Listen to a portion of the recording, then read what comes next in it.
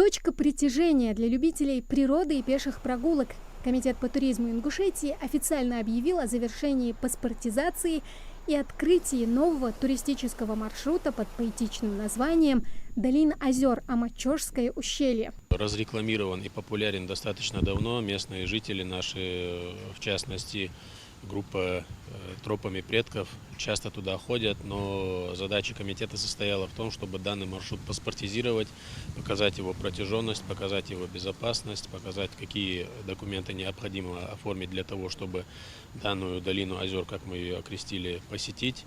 И эта работа проведена. На прошлой неделе посетили данную локацию. Очень интересное место, очень красивое, живописное, хоть и не без труда туда подниматься. Увидеть красоту 3 небольших, но живописных горных озер и альпийских лугов. Этот маршрут обещает путешественникам погружение в мир первозданной природы. Чем же привлекает Амачож? Именно здесь начинается река Армхи.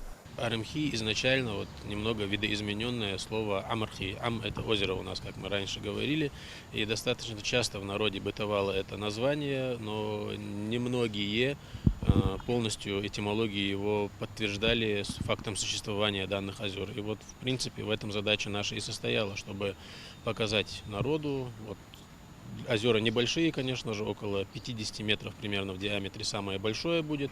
Оно не круглое, оно не прямоугольное, оно такой обрывистой формы в некоторых местах, достаточно глубокое и прям безумно холодное. Маршрут «Долина озер. Амачожское ущелье» готов принять первых гостей, стремящихся к тишине, чистоте воздуха и захватывающим дух пейзажам. Однако, отправляясь в путь, важно помнить об одном существенном моменте.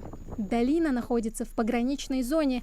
Это означает, что для ее посещения необходимо заранее оформить специальный пропуск. После предъявления вашего пропуска, который необходимо оформить по погрануправлению ФСБ в Магасе, заблаговременно за 2-3 недели до посещения нужно это сделать. Можно либо через госуслуги, либо при личном обращении, заполнив заявление, нарочно отдать. И после предъявления этого пропуска пограничника можете еще пару километров проехаться на машине, затем дальше оставляете ее и идете дальнейший путь пешком. Около 5 километров это правая ветка Шанского ущелья получается. Наши гиды, естественно, хотят уже новые маршруты разведать, узнать побольше. Поэтому наша задача именно нашего отдела заключается в том, чтобы контролировать эту работу наших гидов, дабы для того, чтобы говорили достоверную подтверждающую информацию.